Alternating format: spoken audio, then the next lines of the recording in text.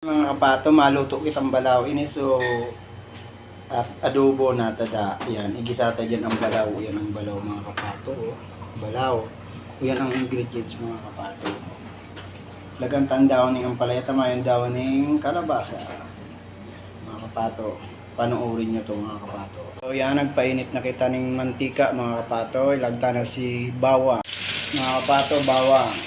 Kapato, siling green, siling labuyo, kamatis, sibuyas, bawang. Mikos-mikos ka na mga kapato. Mga kapato, nilagay ko na yung taba. Taba na may laman yan mga kapato. Yung tira na adobo. Mikos-mikos na natin ha.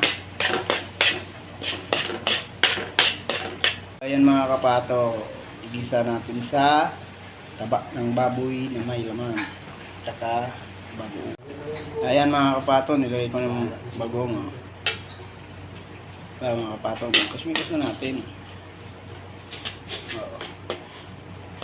Kapato, nilagay na natin yung ampalaya. Yan mga kapato. So yan na mga kapato, luto na po mga kapato.